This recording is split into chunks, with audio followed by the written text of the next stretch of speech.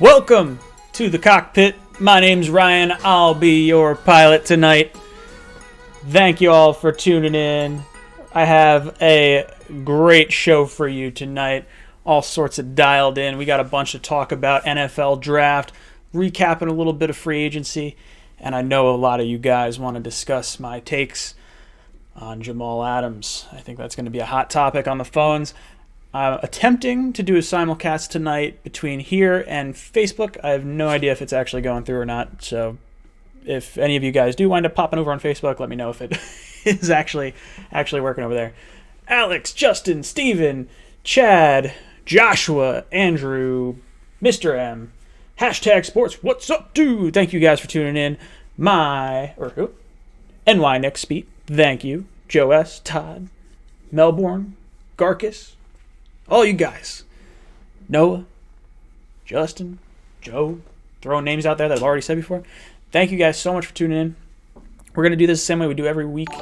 We're going to do liked the stream. That's pretty cool. That must be a Facebook notification because I have not seen that before. Very cool. Yeah, we got a bunch of stuff to get into. Some monologues. Then we're going to do call-in questions starting at 8:30, so that way you guys can kind of let your voices get heard. Man, that is really loud. I apologize that little notification is so loud. I've not attempted to fix that one. So I guess let's address the elephant in the room here. Let's talk about the Jamal Adams post-tweet thing. For those of you guys that are living under a rock, Jamal Adams has been a very, very vocal person with saying he wants to be on the Jets, and the Jets have said they want him long-term. They want him to be a lifetime Jet, and we run into issues with I run into issues. Maybe everyone else isn't overreacting to this, but here's how I see it. Back in 2018, there was a tweet out there that, Jamal Adams, or the Cowboys should offer whatever Jamal Adams wants if he hits free agency in 2021. Jamal Adams likes that. I was like, whatever, don't care, doesn't matter to me. Then we wind up getting a Jamal Adams in August, I believe it was, maybe September, deletes all the Jets information off his social media. I'm like, well, that's a little weird. Someone who's all Jets all the time, to take the Jet stuff off seems a little weird. Seems a little fishy to me. But I'm like, whatever. I get it. He wants to build his own brand, wants to be associated with Jamal Adams, not so much with the idea of maybe just the Jets. Then we hear little rumors that the Cowboys are poking around for potential trade. They're like, all right, whatever. Got the beginning of the season. Let's get fired up. Sam Darnold is playing, going to play well. We got Le'Veon Bell. We got all these guys. And then, the injuries start happening and the season starts going sideways. Fast forward to the trade deadline. And you see Joe Douglas come out and he says, all right, well, I think Sam Darnold and Quinnen Williams are the only two. Maybe he doesn't come out. It's said in the media in some capacity that the only two untouchable players are Quinnen Williams and Sam Darnold. Now, that in my mind tells me that I don't believe, or that tells me that I think there's at least a conscious thought like, hey, I wonder what we could get for Jamal. Like the thought's there. They're questioning it. It's not necessarily in the forefront. They're not fishing for it, but they're willing to listen. And that's just as much as Joe Douglas has said. It's his job to pick up the phone, and I think that's fair. Jamal got bent out of shape, wound up not talking to Joe Douglas or Adam Gase for a little bit, and didn't want to meet in person. Now, it should be noted that apparently they met like a week earlier. Said, hey, you're safe. We want you on the team long term. So to see that he's not in the non-tradable category of things hurt him. He compared himself to Aaron Donald and Tom Brady, that you don't take phone calls on those guys. Now, that ticked a lot of Jets fans off, including myself, because I like Jamal. I'm sorry, he is not on Tom Brady or Aaron Donald's level at all. He has not earned that kind of credit yet. Now, you go forward a few days, he still refuses to meet with Joe Douglas. Winds up meeting with Chris Johnson. all right, you know what, I probably went a little too overboard in my video. I'm being upset with that. But I thought it was weird. It felt very much like a power play to me. And it felt like, oh yeah, well look how much the owner likes me. Like, you're not getting rid of me. That's what I sort of saw that as. Now maybe it's just getting reassurance, and maybe he's close with Christopher Johnson, and maybe I'm just reading into it a little bit too far, but it felt like a power play. That's kind of what sort of how I viewed that. So now we hear the rumors, Jets wanted Tyron Smith. They wanted like multiple first-round picks and a second-round pick or something, or a first-round pick and 2 second-round picks. So the Jets are asking for a very large, hefty amount of draft capital and trade compensation if they were to move Jamal. They're not going to let Jamal walk away for nothing. So then we see a few more things go by, and it's like, all right, well, we keep seeing these little likes of tweets and like Cowboy sort of references throughout. We wind up hearing Ryan Clark and him had a conversation that of the teams that Jamal would like to potentially go to, he listed multiple teams, but we heard about the Cowboys one. And Jamal, there's a clip out there, I think it's SNY that has the clip, but it's on Twitter. And Jamal says, we discussed a bunch of teams. I brought up the Cowboys. Of course, I'm from Dallas or from the area. I love, that area. Of course, you'd want to go home and play. I would love to play for the Cowboys. Okay, I get it. It rubbed me the wrong way, but I had more of an issue with the diva kind of mentality. Because I get it. If I was a player, grew up a Jet fan, wound up playing for Arizona or something, would love the opportunity to come play for the Jets. That's, I get it. That's all right. But then it's the little ticky-tacky things throughout the season. And then going into the offseason, why do you have to kind of pull at my heartstrings for, Jamal? Why are you doing this? So then we get this post from, what was the guy's name? Mike something or other from Atlanta, or not from Atlanta, from Texas, or from Dallas, and a beat writer, inside beat writer. And he says, the Cowboys are going to offer a high pick if the Jets cannot work out a deal with Jamal Adams. It's something we all kind of expected, which, again, was fine with it. Didn't bother me, didn't faze me at all. I was kind of like, all right, good. At least they're still interested in the event that something goes sideways. Now, you get the Jamal response with check that out. That's what I'm seeing. And I'm like, dude, do you have to do that? Do you really have to do that? You're kind of just taking unnecessary jabs at this point. And I think you have to consider all options. I really do. And you know how I see it playing out? I believe the Jets are going to offer Jamal the highest paid safety contract. I really do. I believe we're going to offer him 4 or 5 years, whatever the length of the year contract is going to be. We'll offer him $16 million, maybe $17 million a year. Jets are going to offer him that much. And what's going to happen is Jamal's going to hold out. And he's going to say, nope, sorry. I know I appreciate that you want to pay me the highest paid safety contract, but I'm also more than just a safety. Now, I get it. You are more than just a safety. You don't necessarily have the stats to back that up. The guys that are really the highly valuable safeties out there are the ones that are generating turnovers.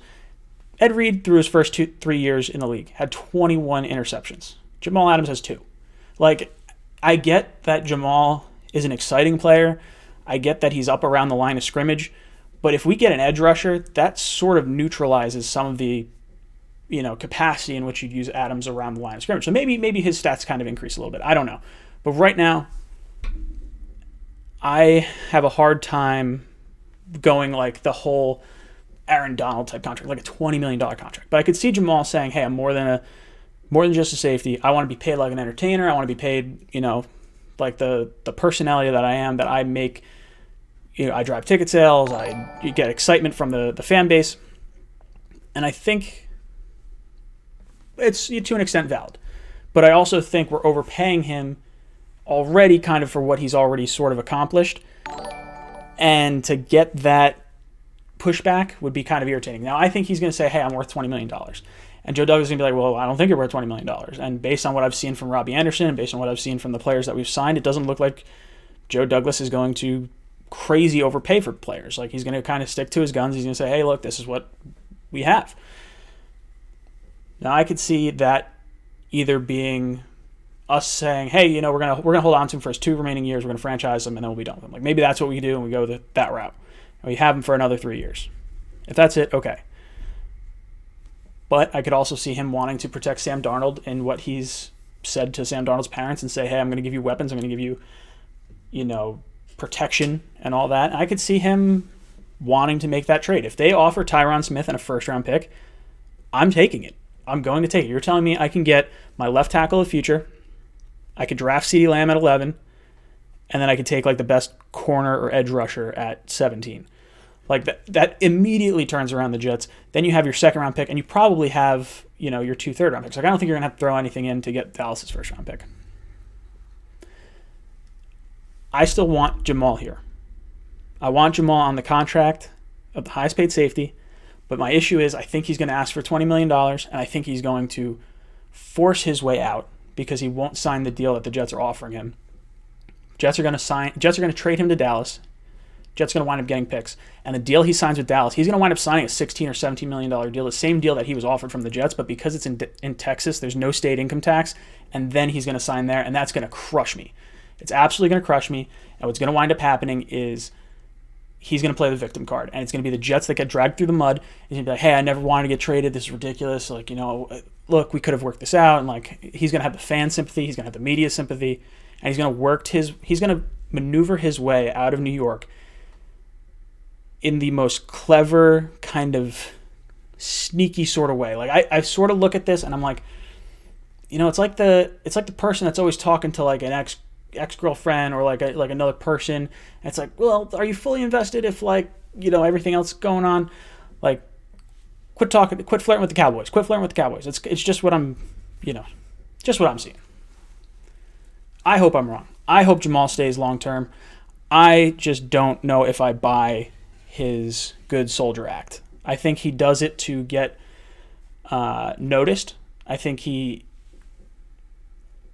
does care about playing. Like I'll never question his effort on the field. I really will not. We were in a lost season last year, and he fought his tail off. And I have 110% respect for everything that he puts in effort-wise and the little extras that he does. It's the nitpicking and the tacky things that are kind of eating at me. And my concern is that he has a foot out the door already, wanting to go to Dallas at some point, and that's going to be our hurdle with him. So, Marcus May. I like Marcus May. He's in the last year of his deal. So we're going to have to make a decision possibly on if we're extending May or if we're going to extend Jamal. I don't believe we extend both of them because they're both going to be relatively higher contracts. Maybe May hasn't attracted the attention that maybe Jamal has, but, outside of the injuries, I like Marcus May. That's sort of what I'm talking about with Jamal. I know you guys were fired up. That was probably one of the most aggressive videos that I've probably made. And I could tell the comments were like, heated. Man, you had some fire coming off those. And then we have another set of rumors that came out. Apparently, there's rumors that the Jets and Falcons are talking trade. And it could be all hearsay. There's the whole, smoke screens and everything like that. But it's interesting nonetheless to just kind of discuss what are the Jets going to do? What are the Falcons going to do? Who are the Falcons coming up for? In my research, the Falcons are looking for corner and defensive tackle.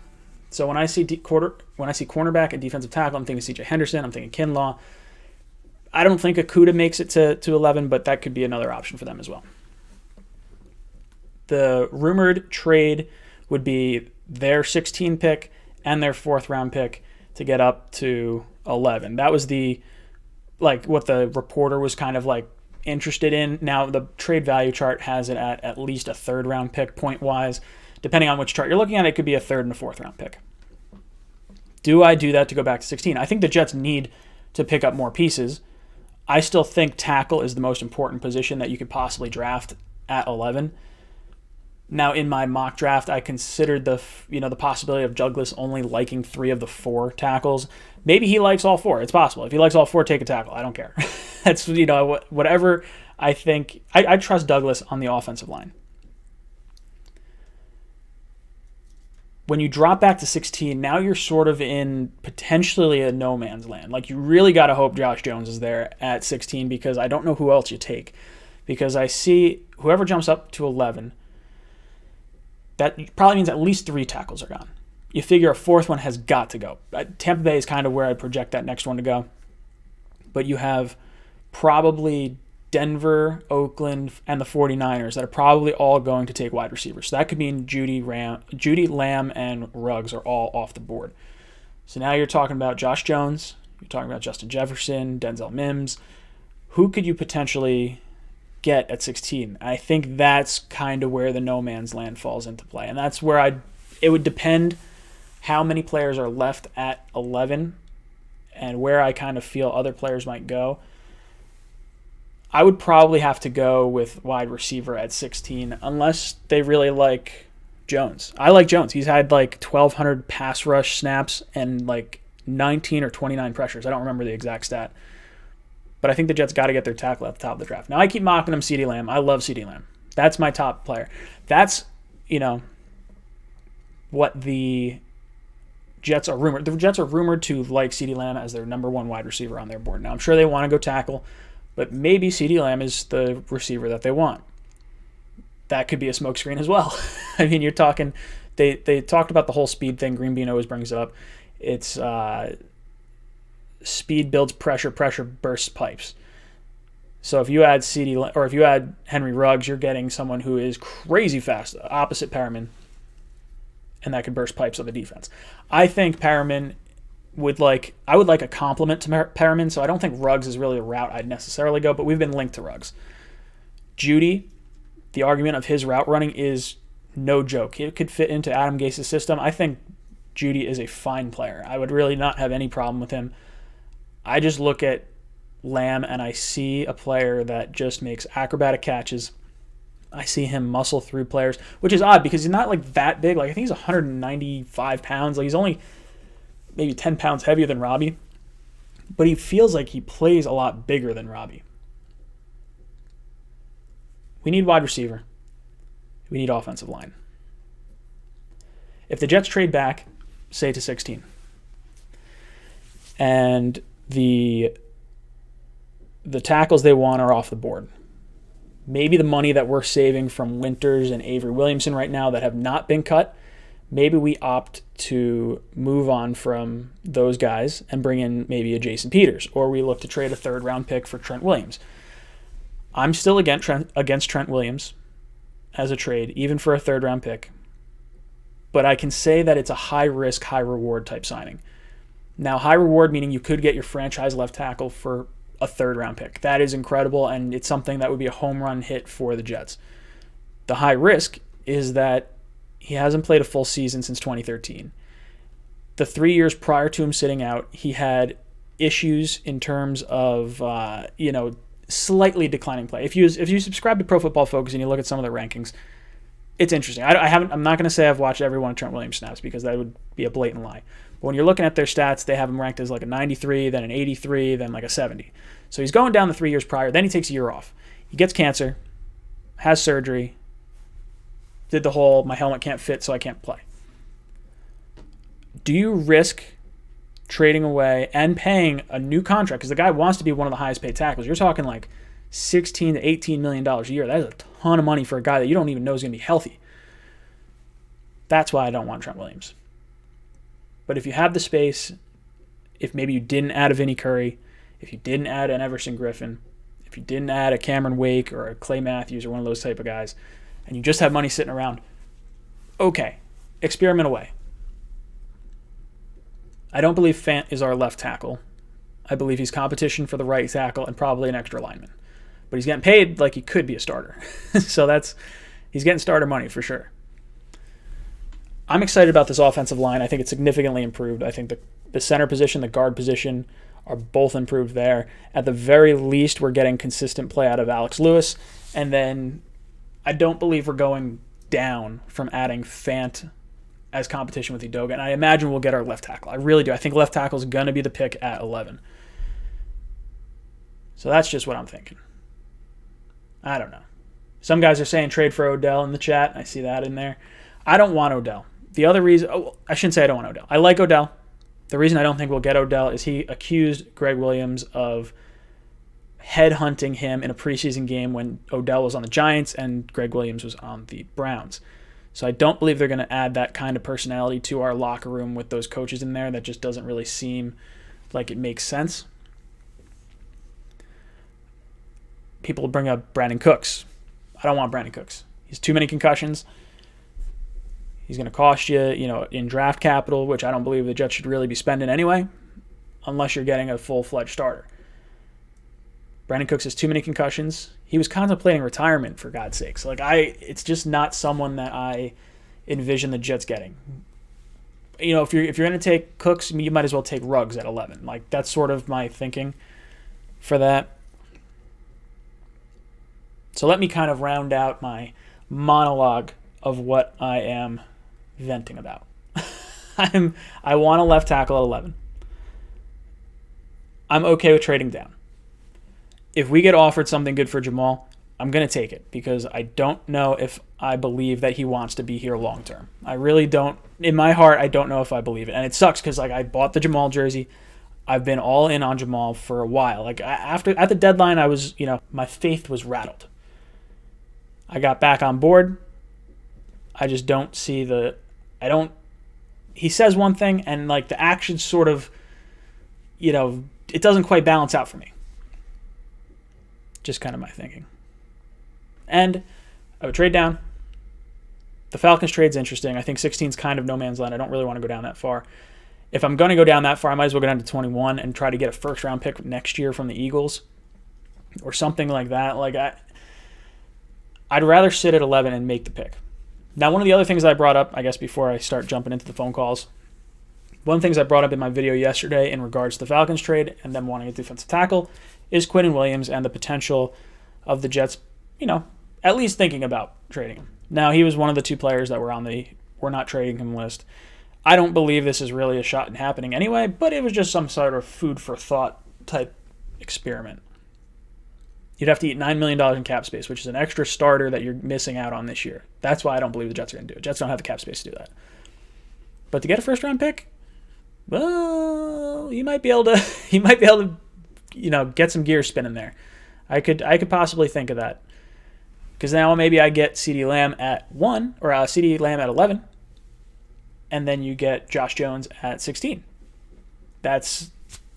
I could get on board with, 5 years of cheap left tackle and cheap wide receiver. Sure. Not to mention if you trade Jamal. Jesus Christ. Could you imagine if you trade Jamal? Now you have 11, 16, 17. And you're just drafted a bunch of new players. That's the one thing to remember, too. The bust rate in the first round is about 50%. So if you're trading Jamal or you're trading Quinnen, you have a coin flip's chance of getting a worse player or getting a bad player. You could hit, it could be great, but you might fall flat on your face. And Quinnen Williams all last year was compared to Aaron Donald in his combine and his draft stock and everything. I don't want to give up on that because I believe Greg Williams, who turned Aaron Donald into Aaron Donald, can turn Quinnen Williams into the best version of Quinnen Williams. I trust Greg Williams probably more than anyone on this Jet staff right now. I like Joe Douglas a lot, and in Joe we trust. But I think my faith in Greg Williams is a little bit stronger at this point right now, just because of the whole history of everything. Before I open the phone lines, I want to get into our question of the day. Guys, head down to the description down below. There's a link for the Jets Discord. There's also a link going through the chat. Head over to the Jets Discord, go down to the poll section. I have a poll question listed. If you guys get the question right, you'll be entered in a raffle for me to raffle off a shirt, a hat, a mug, or something like that at the end of the show. The question of the day: in 1990, the Jets took running back Blair Thomas with the second overall selection. Which Big Ten school did Thomas attend? Go answer that over on the poll section of the Discord. Make sure you answer it there because that's all I'm going to look at. That's all I'm looking at. Someone over there is going to win something. But that's the poll question of the day. All right. It's almost 8:30. I think it's time that I give you guys the chance to talk to me and let me know how you feel about my feelings on everything. Phone number's on the board. And let's talk. Let's see how you guys feel about my takes on stuff. And I'm okay taking my lumps. I have no problem admitting when I'm wrong. That's just my gut. Oh, man. We got an energy one just from the beginning. Chris from Florida, what's up, dude? Welcome to the cockpit. What's going on? Just Talk 24/7, baby. JETR. Yeah. Like and subscribe to the channel. Thank you. What's on your mind, Chris? All right. So, still want to make sure I'm 100% still a Jamal Adams fan. I want to keep him. Sure. I think with all this social media thing, I think he's just fishing around, trying to put the Jets fan base as well as the Joe Douglas to make them curious and be worried and stuff. I think he's just trying to play the money game here. Sure. But really, I liked what you said earlier. If I were to trade Jamal Adams, this is what I would do. I would either trade with him with either the Cowboys or the Colts. I would trade Jamal Adams to them for a first-round draft pick this year, an offensive lineman, and I would try and get either a third or fourth-round draft pick this year as well. Because I believe that we can use our 11th pick. We'll have our offensive lineman. We'll use the 11th for a wide receiver, and we can use that pick of the Colts or the Cowboys to get an edge rusher, which is what we really need on defense, in my opinion. You know. Now here, I'll keep you on the phone to like hear out a theory that I have not released in a video yet, but it's something that I've sort of tossed around. So the 206 of you that are in the YouTube stream, or 219 that we got right now, you guys are going to get a little sneak peek into a video that I'm eventually going to make. I went over to the Detroit Lions forums, and they're talking about taking Simmons or Okudah. Most likely Simmons is who they want. And when I look at Simmons, I think anyone that wants Simmons could potentially be a trade target for Jamal Adams, because that's the type of player they're looking for. Now, the number 3 pick is too high. It's too valuable for them. I could see them trading out a number 3 with the Dolphins. The Dolphins taking 2 at 3. They fall back to 5. Now the Giants take Simmons at 4. Right. Now you call up Detroit and you say, hey, let's talk trade. You want someone like Isaiah Simmons in your backfield? Do we get the 5th pick from Detroit? Take whatever offensive tackle we want then. We get the first offensive tackle off the board for Jamal at number 5. I don't know if that's something they'd be interested in, but that's something that I could at least... it's something to think about. You could sort of think about that with the Jaguars as well, although they don't want to pay Ndakwe, so I don't know if they want to pay Jamal necessarily. But could Detroit wind up being an interesting trade spot then? I think it's not a bad idea. The only thing for me is that I like the idea of getting more more picks out of Jamal than higher picks. Do a one-on-one trade. Sure. Okay, that's fine. Yeah, that makes a lot of sense. Like if you get the 13th pick or the 17th pick, and then you get a 3rd round pick as well, now you're adding another, raffle ticket to the pot. You could possibly get, if you're picking 3 times in the 3rd round, maybe you hit on 2 of them, as opposed to just hitting on 1 of them. Exactly. I think the value of making this Joe Douglas's draft pick, giving him choices and making him like the conductor of everything. I want to see what he can do, and if it means giving up Jamal Adams to get those options and see his potential in players, I actually have that trust in him. Just off topic of a little bit of football, man. I know that this thing is still going on with the epidemic, but I hope everything's still going well with you and your upcoming events for yourself. I appreciate that. That means a lot. For those of you that don't know, I'm supposed to be getting married May 29th. As it kind of inches closer to that date, we sort of understand that we're going to have to make some decisions. A lot of my family lives in Florida, so that would mean a lot of traveling. So we're going to have to rethink kind of what we're doing. Now, Becca did say at 10,000 subscribers, I get to wear the hat on the wedding night, so we're going to go for that. So if you have a friend or any friends that like want to see something ridiculous, because I'm not going to not take a picture and show you guys. Like I'm sorry. If that happens, you're getting a picture and it's getting posted. But if you want to help the cause, get us up to 10K before, I'm going to say by the 29th. I'll say that because I don't know when our next date might be. Well, my prayers are for you and your wife. I wish you guys the best of whatever the outcome is. My final question is, what do you think if we were to trade Marcus May and possibly get some draft picks for this year instead of, sticking with instead of trading Jamal Adams? Go Jets Talk 24/7 JETS. Yeah, thank you, dude. Thank you. I appreciate the question. All right, so that last question, what would I think about trading May instead of Jamal? It's an interesting question because I think it's something that if you're going to pay Jamal so much money, you should probably think about what you want to do with May. Is 1 year of Marcus May worth whatever you could get in compensation? Like if you could get a second round pick for Marcus May, do you do that and trade him? Or do you play it out for a year and kind of see what's going on with Jamal Adams? I would play it out because I think if May leaves in free agency, we can get a compensation pick. Like I think we can get probably a third round compensation pick for him. So, but again, that wouldn't be until 2022 then, because you'd have the 2021 draft and the compensation picks are for a year later. So I think that's a little tricky. A little tricky there. I don't know if that's something that you could really do. I think I'd hold on to May. That would sort of be where I would put my, I don't know if I'm putting my foot down or whatever I'm putting down. All right, let me throw the Google Voice back up so I can get the next person in there. Oh, I didn't even realize I still had the timer going. Psh, sorry about that. All right, 209 people. We got 209 people in here. Make sure you hit the like button. I got the question of the day as well. Question of the day, Blair Thomas. Where did he go to college? Answer in the Jets Discord. Link is in the description down below. Get yourself entered to win a hat, shirt, or mug. What's good, brother? Welcome to the cockpit.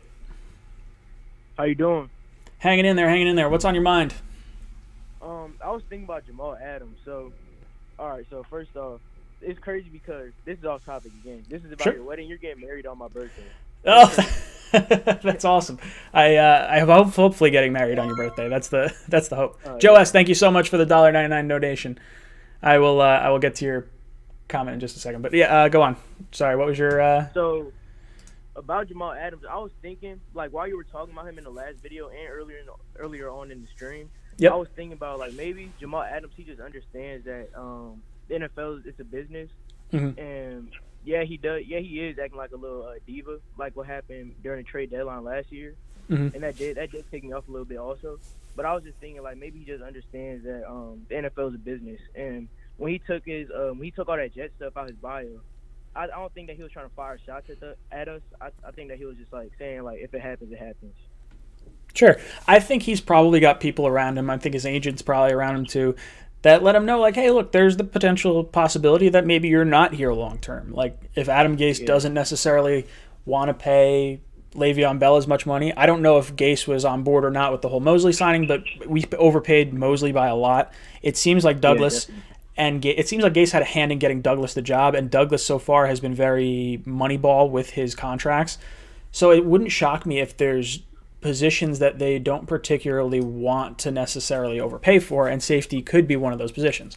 So if he took that off his bio just preemptively, it sucked, but I think that there's at least a thought in his head, like, hey, I could be traded. This could happen. Right. So I think there's little breadcrumbs around there, and when you have enough breadcrumbs, you wind up seeing, like, okay, someone, ate the bread or ate the sandwich or whatever. Like, there's usually, when there's smoke, there's fire is kind of what I've always said.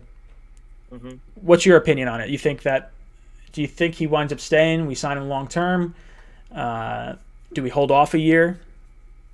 Yeah, to be honest, I think that we should keep him, but like, it's only like under one condition. Like, if he, I don't want him to turn into like another AB, because you know how AB was. Like, yeah,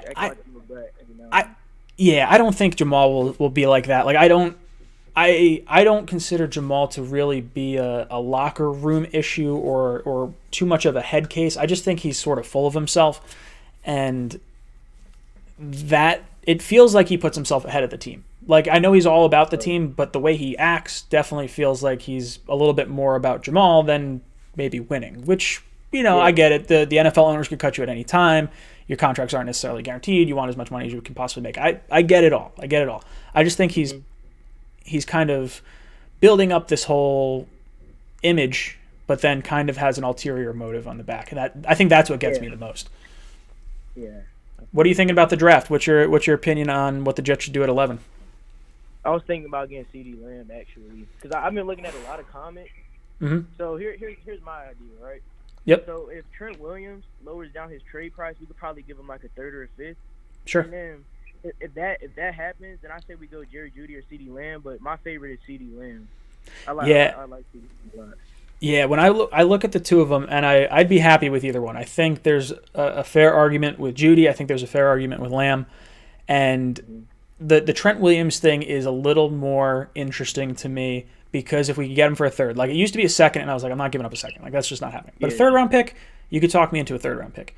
It's his demands as far as contract that concern me and his health. Like if we can give him a prove-it deal where he could make up to $18 million, but he's got to stay healthy, he's got to play at a Pro Bowl level, then that's what I would do. Like I would make it a very incentive-heavy like contract, and then he can get paid as the kind of player he wishes or believes he is.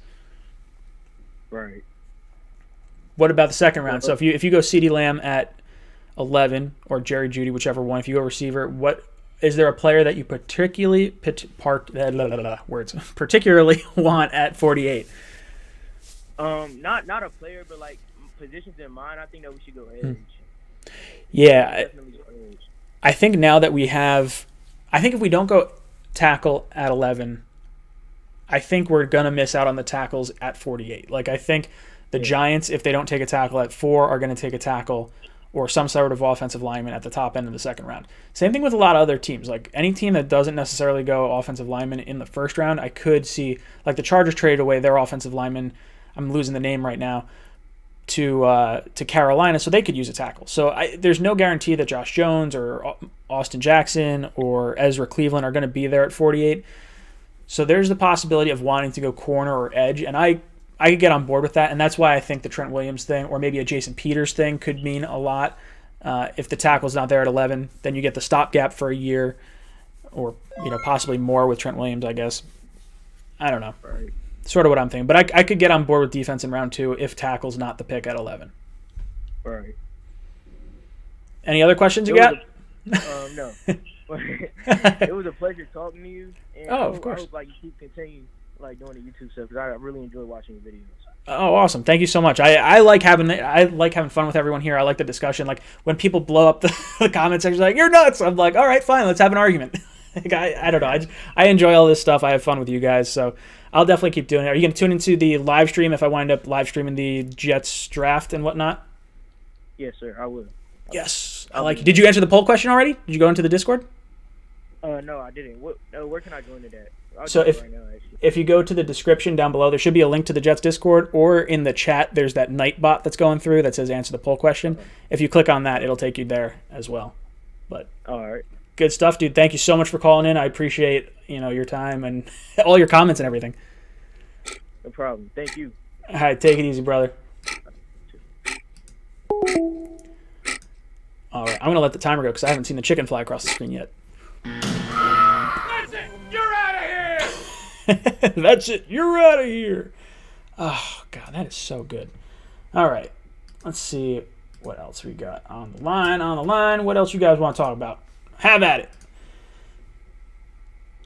Does anyone else know if this wound up actually going out to the Facebook sphere? I don't really know. I'm getting some liked comments, so it feels like it's out there, but I can't really track it. Oh, it is out there. Okay. Yeah, we got like 10 people over there. Not too bad. Guys, if you haven't followed me on Facebook, I think I just cracked 1,100 follows on Facebook. So if you want to show me some love, drop a like over there. I wind up posting all the same videos that I post on YouTube just over there. So if you spend more time on that platform and you want to watch some videos that you may not necessarily catch on YouTube, because YouTube's notifications aren't necessarily always the best. So you can follow me there. It's kind of where the cross-platform comes into. It looks like we got some people commenting on. Ooh, okay. I'm going to shout out some of the comments over in the YouTube sphere. Dennis, Facebook, yes. Manuel, O-line, he says. Very cool. Thank you guys for being in over there. All right, let me get back to the chat because you guys asked some questions. Joe S., $1.99 donation. Thank you so much. Who's on the Jets in 2021, Gase or Adams? I'm going to say both. I think both will be here. I don't think I don't think we're going to get what we want from Adams in a trade, and I think the Jets are going to be forced to overpay him, and I think it might hurt to swallow, but hopefully the TV contracts extend enough and blow up the cap enough that it's not going to hurt us long-term cap-wise. That's the hope. And let's see. Justin Levine, thank you so much for the $2 donation. If we go down to 16 or 21, we should take O-line or wide receiver. Or should we take O-line or wide receiver? So if we fall down to 16, if we fall down to 21, I'm probably taking wide receiver because I don't think Jones makes it that far, and I think it's a little high for Cleveland or Austin Jackson. Depending on what other picks we get, like if we get another second-round pick, then maybe you take a tackle in the second round. 21 feels like it's a good spot for like Jefferson or Mims. Insert whatever, sort of wide receiver you want. But at that point, you could almost go defensive player. And I really don't want to go defense. We've invested so many resources in the defensive side of the ball, both last year and like in the last decade. I really just want offensive help. I really just want offensive help here. And I think if you have CeeDee Lamb sitting there at 11 or Jerry Jeudy, because the tackle's already off the board, I would have a very hard time passing on them, I think. Unless we fall back to 21 and we get a first for next year. Because then I'd be like, all right, well, I'll take a first next year. That I could roll the dice on that. That's what I'm thinking. So I would choose probably wide receiver would be my play there. Okay. I've sent the caller voicemail. Goodbye. Oh! Sorry, I accidentally sent you a voicemail. I thought I picked up the phone. Maybe I didn't pick it up fast enough. You guys calling again. Sorry. If I don't answer, I should probably customize the voicemail on that, because when you guys call in and you guys go to voicemail, it's just because I'm talking to someone, or I clicked out of the screen because I'm trying to talk a little bit. So I should say leave your message and try calling again, but I never do. Are you guys going to tune in tomorrow for the Talkin' Jets live panel? We're doing another 2-hour special. We'll talk about the Jamal Adams thing, the trade talks, the trade rumors in the draft, the CeeDee Lamb rumors, potentially everything. If you guys haven't listened to Matt's podcast, Matt went over it a little bit on Just Jets. I know we're all kind of talking about it in our group chat. Guys, if you did not answer the question of the day, down below in the comments section or in the description, there is a link to the Jets Discord. Click on that link and answer the question of the day. Question of the day is, what school did Blair Thomas go to? Answer that in the Jets Discord to get yourself entered to win a hat, shirt, mug, or something like that from the Jets Talk store. If you guys want to join me in a mock draft contest, I believe I have that linked in the description as well. It's totally free. You can win some cash. It's a lot of fun. I think we're up to 130, 140 people playing now. And it's just another way to sort of interact and have some bragging rights on the channel. Maybe I'll I'll definitely shout out the winners of that on the stream. I'm going to announce the winners on the day 2 stream, because I'm going to stream at least the first 2 days of the draft. I'll probably start an hour before the draft, maybe a half hour before the draft. We'll take some phone calls. We'll discuss what's going on. But man, draft day. I'm so glad we're actually having draft day. What's going on here? I feel like I'm getting... Oh, there we go. Call from Vinny. Vinny, what's up, brother? Welcome to the cockpit. Good. How are you handling isolation? I'm handling it all right. I'm playing a lot of Warzone. I'm drinking a lot of beer, and I'm just making some content for you guys that you might enjoy. Thank you for flying with me. Similarly, I'm watching Netflix, drinking, writing. Are you watching anything good on Netflix? Right now I'm watching a Netflix exclusive, made by the same guy who made the Nickelodeon cartoon Avatar: The Last Airbender. It's called The Dragon Prince. Oh, okay. It's like it's very fantasy. It's very fantasy It's very fantasy-esque, kind of like I got you. hints of Tolkien, Lord of the Rings type of crap. Okay. Not too bad. I like me some good fantasy shows and movies. I'm watching Westworld right now. I just finished watching Tiger King, which if you have not watched Tiger King, it's bananas. I have never seen so many friggin' batshit crazy individuals in my entire life. My sister's already told me to watch that, so you're a little late. Yeah, no, you should. I would definitely recommend it if you have not seen it. I'll take a look at it, but Well, obviously we know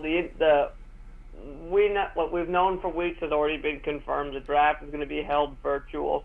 Like, I was surprised is that a lot of people, when they said the draft was going on, I saw a lot of people on Twitter reacting negatively to it because did they not realize that it was possible to do it virtually, or are they just not thinking clearly?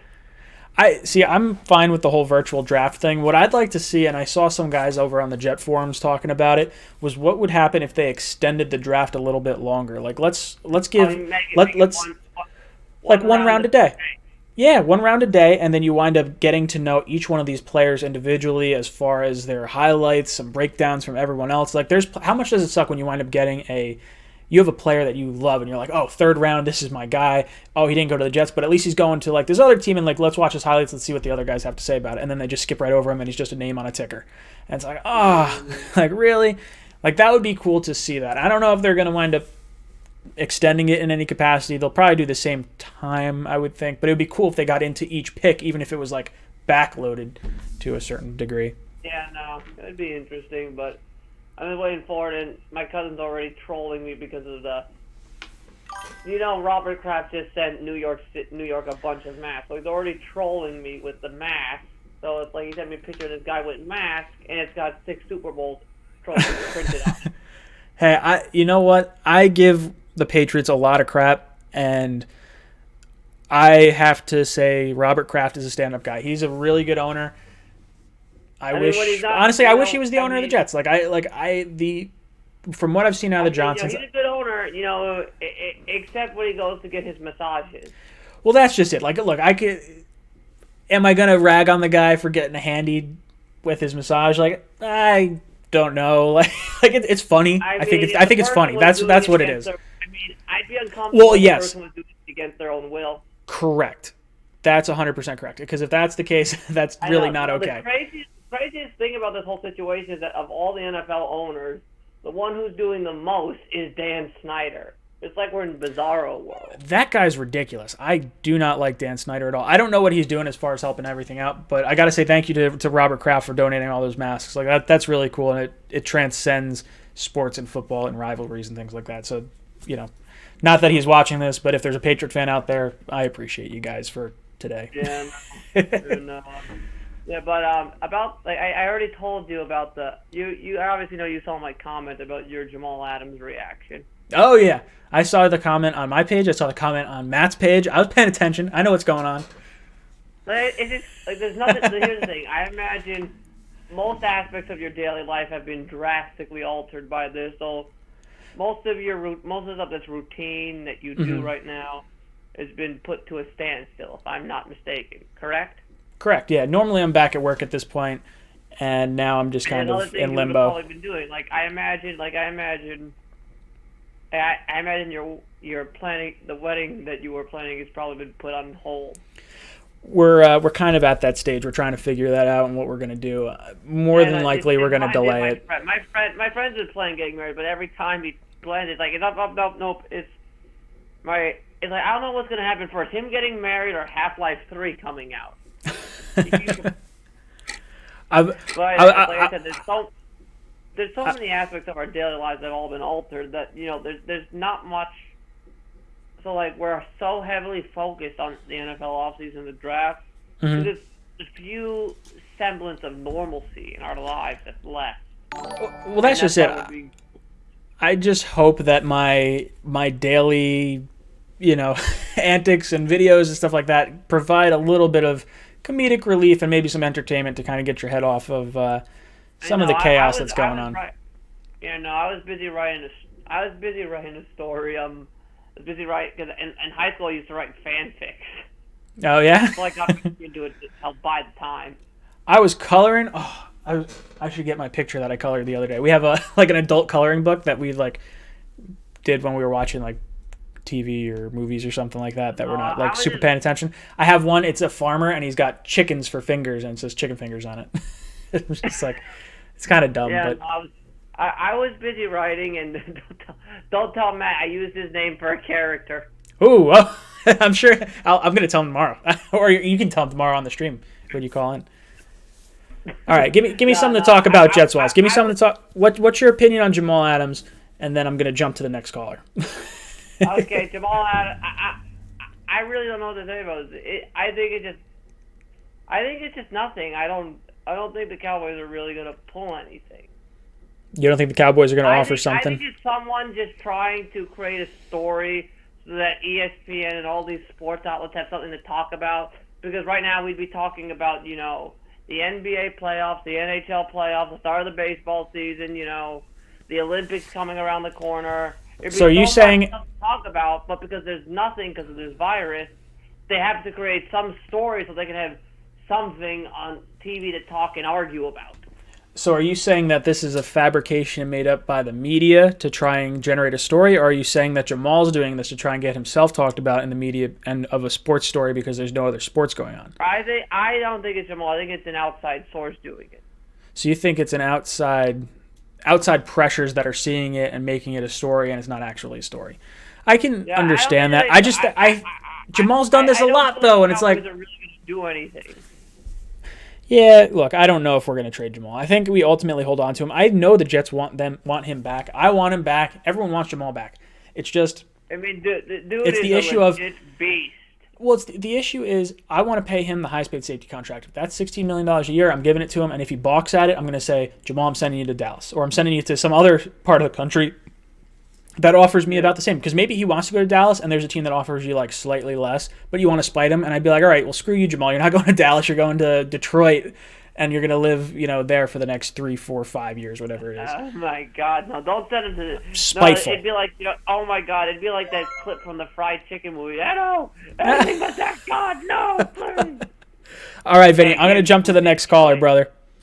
All right. Stay safe. Thank you. Stay safe, dude. Oh, yeah. And go Jets. Go Jets. Thank you, Vinny, as always. And let me jump over to the chat. Mumtaz, thank you so much for the $10 donation. Why not just keep Jamal for 3 years and take compensatory pick, as you said last week? Don't know any game-changing safeties anywhere. Troy Polamalu, maybe, but even he wasn't worth $20 million. No way, says Mumtaz.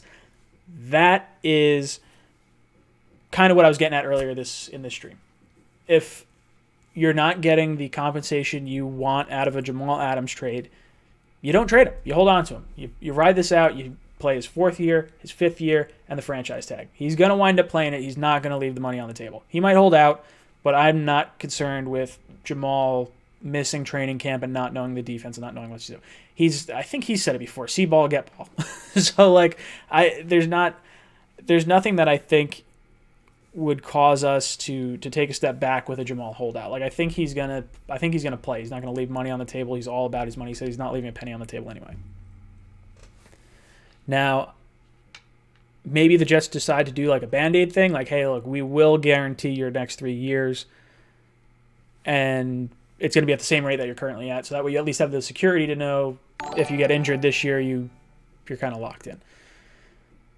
I would, if you don't get the trade compensation, absolutely hold on to him for 3 years. He's now 27. Who knows? If we miss this season, Jamal might be 28 when we wind up getting, when he gets to be a free agent. Then all of a sudden you only have a year or two left in his prime, and you're kind of like, well, okay, whatever. Maybe we franchise him again. Who knows what the cap winds up going to? It's going to be an astronomical number because of the way it works. I think it's 120% or 140% of what you got the year before. It's really not beneficial to franchise tag someone 2 times. But then you take the compensatory pick. You take the 3rd-round pick. Now, that would kind of suck because Jamal, even at 28 years old, is probably worth more than a 3rd-round pick. But at least you get to kind of see this out. And then maybe you re-sign May. If you can re-sign May to a reasonable deal and you let Jamal play out the next 3 years, I think your team's significantly better. I think he helps build the culture in that locker room, and you can kind of build up the other players around it. You can bring in your draft picks, and maybe you wind up having other leaders and other things like that kind of rise to the top. Just my thoughts. All right, phone lines open back up again. Guys, if you have not answered the question of the day, head down to the description down below. There's a link to the Jets Discord. Head over to the poll section. Question of the day. If you get this right, you'll get a chance to win a hat, shirt, or mug or something like that from the Jets Talk store. If you want to see what's on the Jets Talk store, jetstalk.com is where the store is at. In 1990, the Jets took running back Blair Thomas with the 2nd overall selection. Which Big Ten school did Thomas attend? Go over to the Jets Discord and answer that for your chance to win a item. Peter, what's up, dude? Welcome to the cockpit. Ryan, how you doing, man? I'm hanging in there. I've had a long week. I've been stressed. I've been dealing with this whole virus thing, and then I wind up getting angry about Jamal. What's on your mind, brother? Well, I got a few things on my mind, but we're going to start off with Jamal first. Sure. I really don't think that he's going to go nowhere, despite the fact that the way he's acting. Deep down he wants to be a Jet.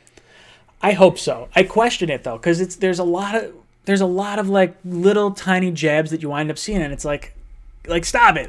I just like, and I'll know if he wants to be a Jet if the Jets offer him the highest paid safety contract, and then he tries to hold out more. It's like, dude, we're giving you the highest paid safety contract. You don't have the stats to back up the highest paid safety contract right now, but we're gonna do it. We believe in your future. We believe you have Hall of Fame trajectory style potential play, even though, you're not getting the turnovers, you're not getting the interceptions. There's little things that you can kind of tick and tack. And actually, I'm going to plug this guy right now. I reached out to him today. There's a new Jets channel that I came across called Jets X Factor, who had an interview with Marcus Coleman. And I recommend you guys take a look at it, because Marcus Coleman is asked about should you extend Jamal, and he says, yes, you should extend Jamal.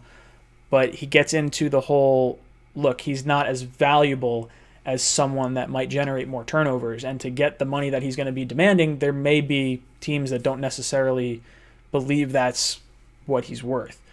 So that's actually an interesting plug for him, I guess. He should reach out to me, because I want to talk some football with him. At the same time, dude, Jamal needs to understand that, you still have one more year left on that rookie contract. He's got two. I want you to perform this year first before we even think about giving you anything. Did you see Green Bean's video? Green Bean did a video about how Joe Douglas should treat this, and he said, hey, Jamal, I want to make you the highest paid safety next year. I think he basically says, I want to make you the highest paid safety next year. It's not going to happen this year. You're going to sit down, you're going to play good soldier. And then I'm going to pay you like the top paid safety next year once we figure out the cap and we understand everything that's going on. And as long as Jamal's okay with that, I think that's, fair. I can live with it. I'm not I don't think you need to necessarily sign Jamal right now, but I think he is at his most valuable trade point right now. Mm-hmm. But like I said, I just don't see us trading him. Sure. What's your opinion on the draft? Well, I'll either be satisfied with a tackle or a wide receiver, because I know Atlanta was supposedly wanting to trade the 11th pick with us, if I'm not mistaken. What was that? I said, what I've been hearing, I think Atlanta wants to trade with us, if I'm not mistaken. Yeah, there's a rumor being floated out there that they could potentially be talking. I've heard they're talking with multiple teams, but that the Jets were one of the teams that they're looking to move up to. And the speculation is that they're going to want a cornerback or a defensive tackle. And then the Jets would fall back to 16. Now, it's probably pending who's on the board for the Jets at 11. I don't think if there's a good offensive lineman that they want, they're going to trade down for, a third-round pick or whatever it is. You'd have to take the tackle, in my opinion. But what is there a player that you would particularly like at 16 if the Jets were to move back? That's tough, because I didn't really look at edge rushers like that. Yeah, that's sort of the sweet spot, I think, for I'm going to screw up the guy's name, Chiasen or Epensa. I don't know how to say his name. AJ, whatever, the guy from, I think it's Iowa. AJ Espinoza, that's the name.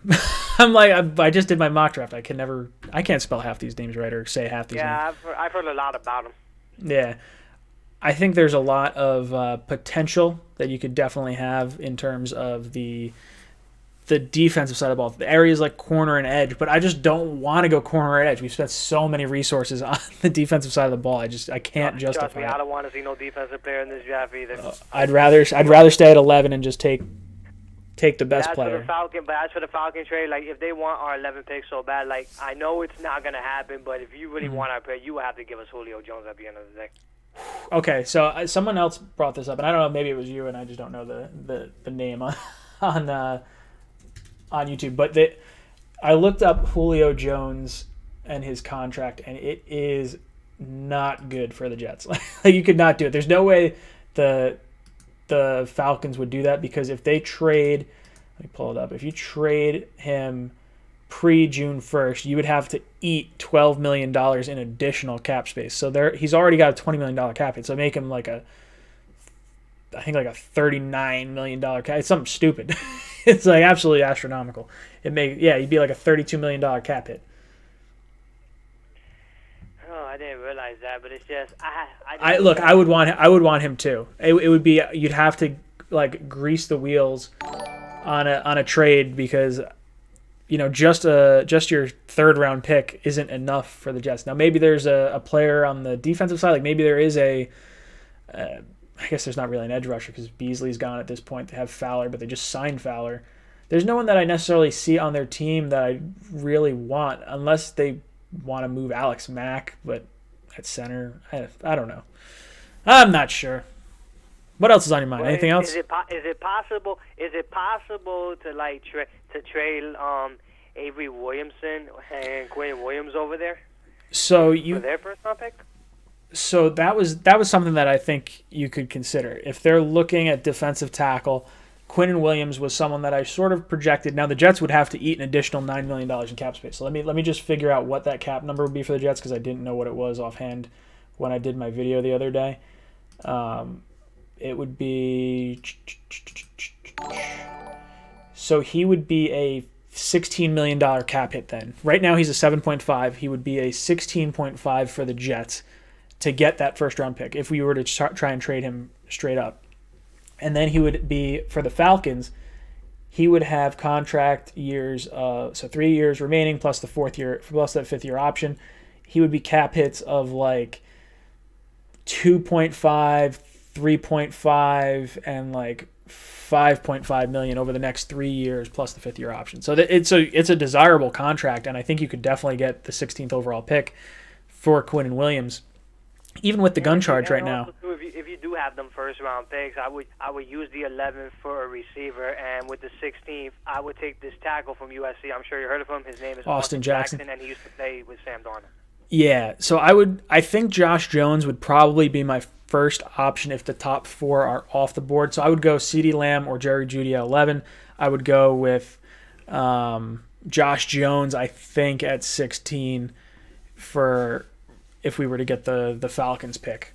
Now, I don't think this is something that's going to happen. Like, I think Greg Williams probably pushed pretty hard to get Quinnen Williams, and I think they want to hold on to him. I think they want to see that project through, but it makes it a little more interesting that teams were calling about him at the trade deadline, and now that his cap number is a little bit lower, now it probably prevents you from signing another player. Like if you wanted to bring in, say, a Jason Peters or a Vinny Curry, as opposed to, whatever. You lose Quinnen Williams, and then you lose the money for an additional starter, but you get the draft pick. That could be a gamble. It could be a 50-50 shot at getting a good player. You know something? I'm glad you brought him up because I actually forgot about Vinny Curry. I love Vinny Curry. So Vinny Curry had a higher pass rush grade than Clowney. He's not as good as a run defender, and Clowney could really blow up things a lot of, like, when you watch him on the field. I just don't like Clowney. I think he's overpaid for what you're going to get out of him. Curry, I think there's a connection with Douglas. I like Everson Griffin a lot too. Those would be the two edge rushers I'd look at. Cameron Wake's pretty old, but he's a damn good pass rusher. I wouldn't care which one I would take. I don't care which one we would take, but Vinny Curry would fit more in a 3-4 system better than Griffin. Well, that's what I'm thinking. If you wind up trading away, or if you wind up trading away Quinnen Williams, you might lose the ability to have Vinny Curry. Like if you hold on to him, but is the lack of Vinny Curry but the addition of a left tackle worth it? So you're saying if you lose maybe a Vinny Curry, a Quinnen Williams for a left tackle, does that make your team better? And that's something that I think the Jets are going to have to consider. I'm going to jump to the next phone call. Thank you so much for calling in, dude. I will talk to you probably tomorrow. You going to tune in tomorrow? Going to tune in tomorrow? Yes, I am. Always. My dude. I'll see you then. Good stuff. All right, guys, phone number's on the board. If you guys want to answer the poll question of the day, get yourself entered to win a hat, a shirt, or a mug, or something like that from the Jets Talk store. Head down to the description down below. There's a link to the Jets Discord. Head over to the poll section of the Discord and answer the question. In 1990, the Jets took running back Blair Thomas with the second overall selection. Which Big Ten school did Blair Thomas go to? Answer that in the Jets Discord to get yourself entered into the contest. See what you could potentially get. I'm getting a bunch of phone calls. I don't know why the phone number is not coming through. I'm going to click out of this real quick. I'm going to reboot Chrome, see if that's the reason why.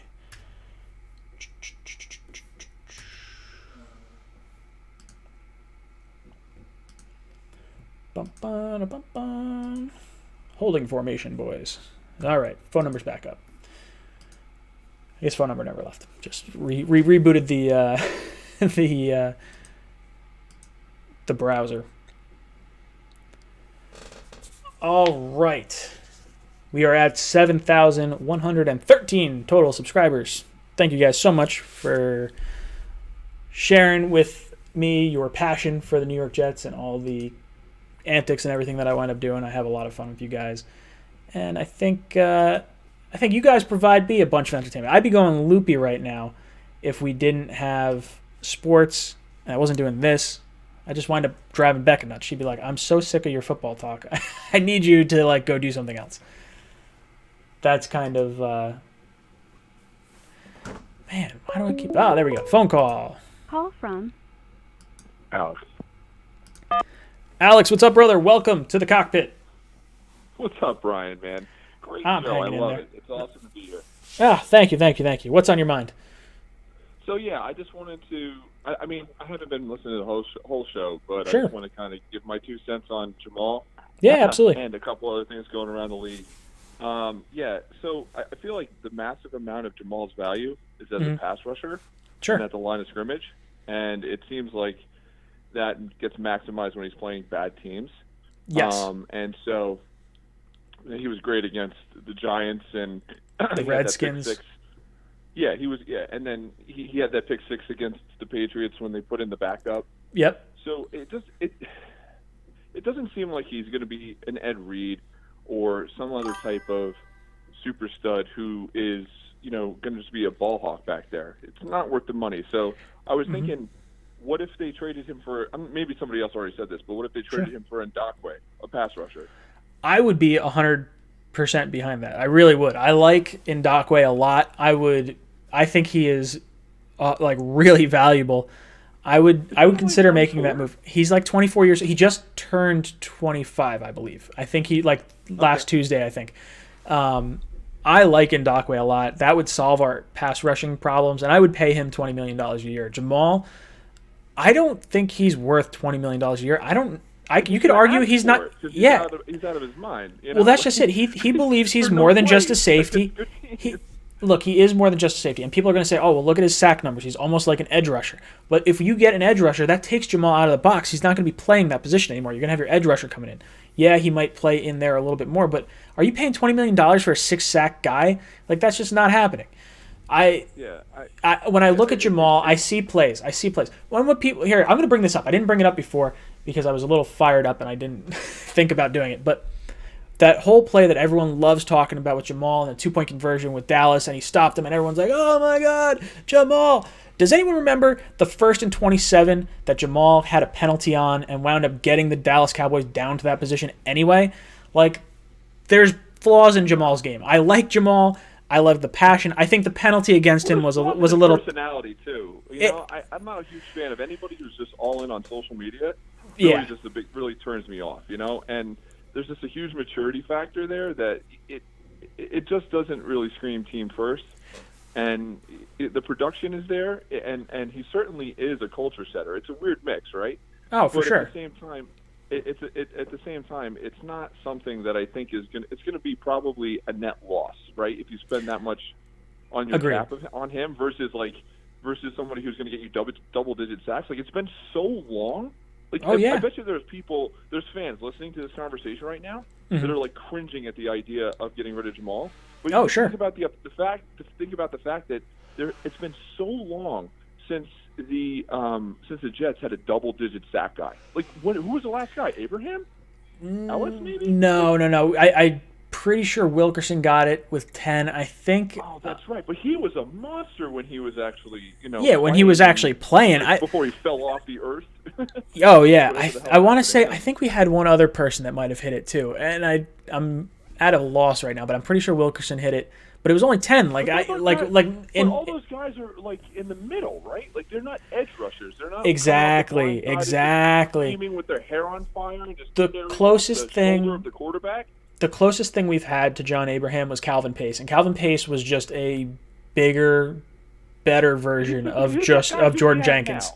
Yeah, he's a bigger, better version of Jordan Jenkins. That's kind of how I viewed Calvin Pace. Now, he wasn't better. I mean, he was the closest thing to an edge rusher that we had. Jamal, I love Jamal as an edge rusher. If they want to move him to edge rusher and just have him exclusively do that, and you wind up getting a safety that does something else, yeah, I mean, maybe you do that, but like, is he valuable enough to draft in the first place? I thought Booker was a better play. No, he was more of a ball hawk, but anyway, that's just my preference. I agree, but if you go back and you look at that draft and you kind of say who would the Jets pick, you take Patrick Mahomes. You don't take Sam Darnold. You wind up having Quentin Nelson as your guard, and then you have 3 more second-round picks. So it's like you play the what-if game, and it's just such a kick in the balls.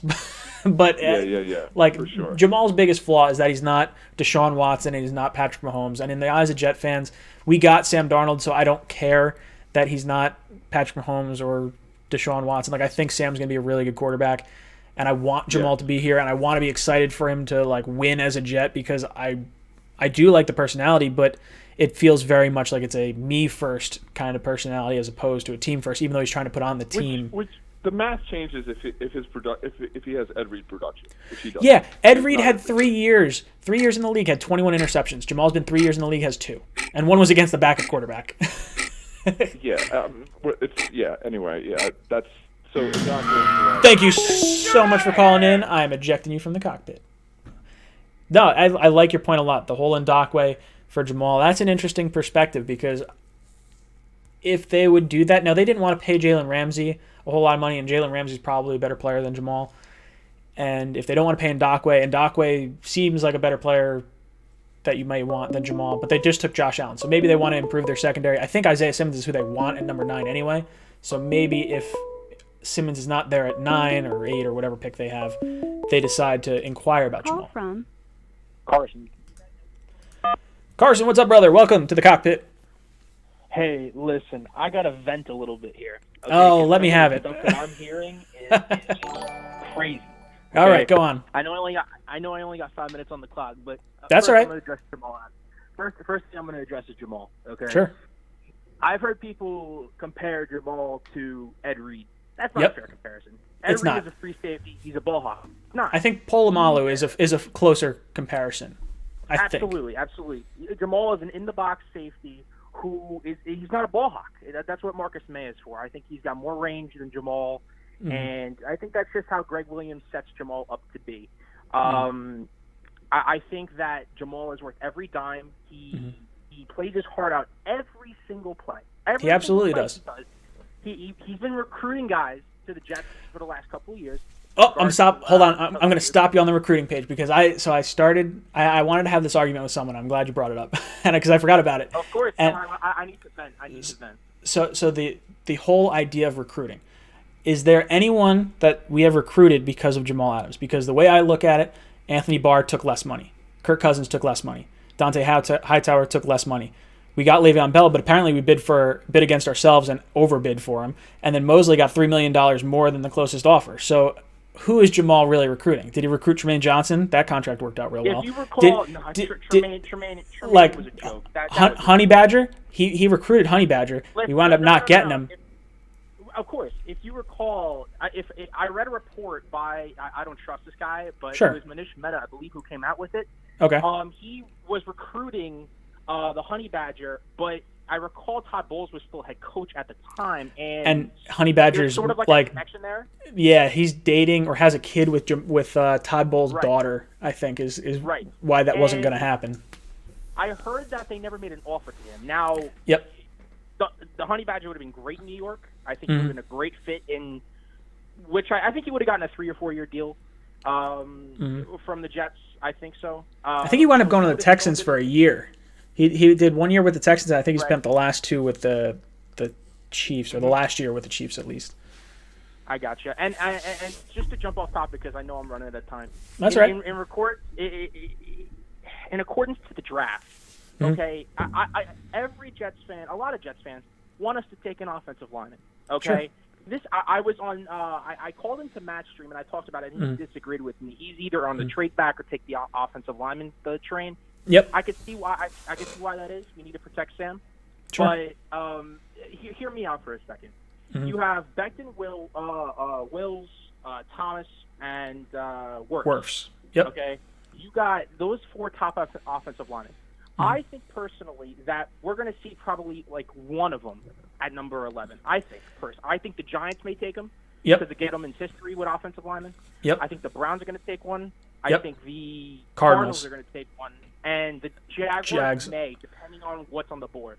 I think Okudah and Simmons are 2 guys they're going to look at, but I could see tackle being that next piece of the puzzle for them. I agree. And see, here's the thing. All you hear about is people talking about how this is a loaded wide receiver class. I mean, you can get first-round talent in the second round. Yep. Right? You take, I say in the first round you're looking at T. Higgins, Henry Ruggs, Lamb, Judy, and maybe Ayuk. Those 5, I think, maybe in the first round. Okay. What does it say to Judy and Lamb that they're at the top of that class? That you can get first-round talent in the second and third round, right? Sure. And you see Lamb and Judy at the top of that class. They're elite. Yeah, I think they're really good. The issue I have with Judy is that the offense he played on, he had Ruggs across from him, and I'm losing the name of the other receiver, but if that receiver had declared this past year, yeah, if he declared, he would go in the first round as well. So you're talking 3 Alabama receivers in the first round. I don't believe CeeDee Lamb had that kind of focus drawn away from him. Like, I think Lamb was the guy, and I think he had to put up with, like, the top corner all the time. He had to, and I know that conference, that conference isn't known for its defense, so I understand the argument, and, can he do it at the next level? I've been really big on CeeDee Lamb. I think wide receiver would be the route I'd go if, I think Becton's the guy I want. If I get Becton, Thomas, they've wound up having him fall. I got to look a little bit more into it to see who I really like, but Becton, off the top of my head, it seems like he has the highest ceiling. And one quick thing, and then you could cut me off. I'll hang up. Sure. Lamb, I said this to Matt. Why would you want offensive linemen are so hard to judge now, and Joe Douglas is the right guy to have.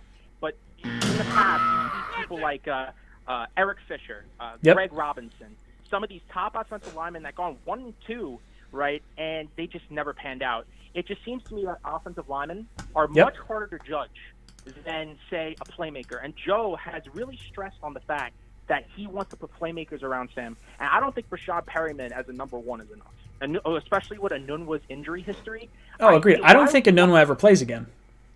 That's I don't either.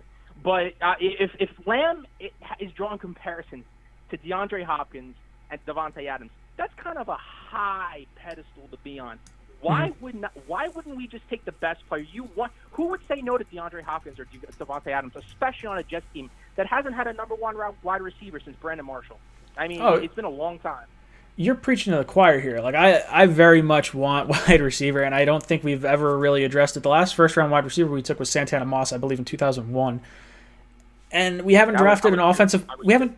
Yeah, okay, so we haven't even drafted an offensive line, like, offensive any position since... So Sam Darnold, Mark Sanchez. Before that was Dustin Keller, maybe. Yeah, I think he was a first round pick. Maybe, yeah. It was a while ago. End of the first round, yeah. It was, yeah. Yeah, I think you got to go with the offensive player, whether it be tackle or wide receiver, and then whichever one you don't hit in the first round, you got to hit in the second round. That's kind of where I'm living or dying with CD though. That's it. I'm kind of hitching my wagon to it, and I know I want tackle. I like all the videos I put out. I have CeeDee Lamb going to the Jets, but I really want to tackle.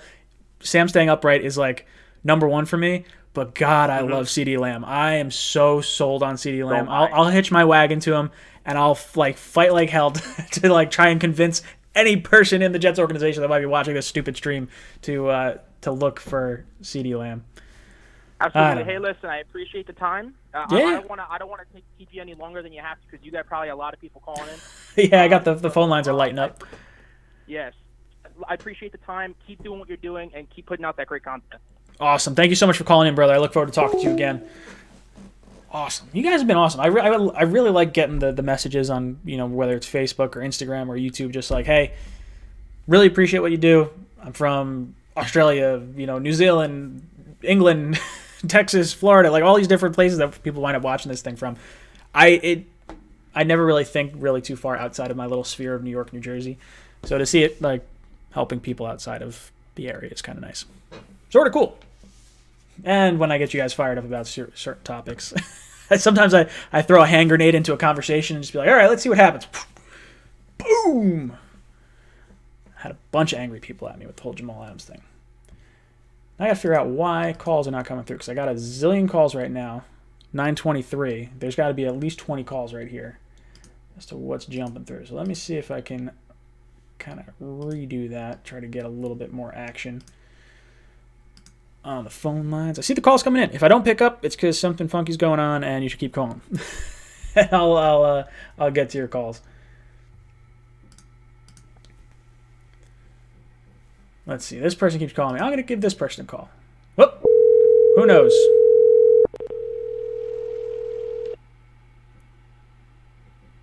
He's going to be like, who the hell's calling me? Oh, he hung up. Oh, okay. Well, we got a comment question. Let's do the comment question. All right. Andrew. Great show as usual. $5. Thank you so much. I appreciate the $5 donation. Yeah. Anytime you guys do that, it's kind of nice. All right. Do you have a question, Andrew? I'll answer a question just for you since you donated. Throw a question in the chat. See what else is going on in there. Piddle Pie Poo, $20 million WTF. Look, I don't believe Jamal's not worth $20 million. He hasn't asked for $20 million. There's no sort of, thought that he might ask for $20 million. Really. Nothing, no substance. But I do think you could wind up getting him, offering him $16 million, him saying, I'm more than just a safety, and wanting close to $20 million. I'd say $18 million is probably what he's going to want, $18 to $20 million. And it's not my thing. Justin Levine, I love the emojis. CD Lamb. That's amazing. That should be a shirt. I'll work on making that a shirt, and then we can give that away on the show if we wind up getting them. That's what we'll do on draft day. I'll have that shirt ready to go, and then if we don't get them, then I just throw it out. And I don't have the shirt there. Guys, if you don't know, I'm going to wind up doing a live stream for the NFL draft. I'm undecided on what time I'm going to start it, but we're probably going to do a live stream. And then I was talking to the guys on the Talking Jets panel. The idea is to hopefully get them in here. The issue is going to be linking everyone up on the same time for when the draft picks are going through, because I don't want to have one person see the pick before 2 other people or 3 other people and then spoil the reactions. So either way, if I do a live stream and I don't have them, I'll probably have them call in or join me throughout after the pick. Elias. What's good, brother? Welcome to the cockpit. Elias. How's it going? Hanging in there. What's on your mind? So I'm wondering, do you think that Joe Douglas will push off firing Gase or having any involvement in firing Gase because they're such good friends? Maybe. I mean, luckily the whole Gase and Douglas thing, they're kind of cohorts. They're not one's not one's boss. Like in other power structures, you would normally think of the GM as the boss. But they both report to Chris Johnson, so I think that sort of creates – a lot of people don't like it, but I think it sort of creates a little cohesion in terms of hey, GM and head coach can work together, and in the event that you got to get rid of someone, Chris Johnson or Woody Johnson can be the bad guy. That's kind of cool. I would like them to work together. I think the idea for us is we want Adam Gase here long term because that means his plan is working, his offense is working, and I think this will be the trial year. I think there's a lot of 1-year contracts, not only because of because of how the market played out, but also because that there's probably people. Maybe Douglas in the organization doesn't necessarily want to overly commit to players that fit Gase's system if he has to move on from Gase at the end of this year.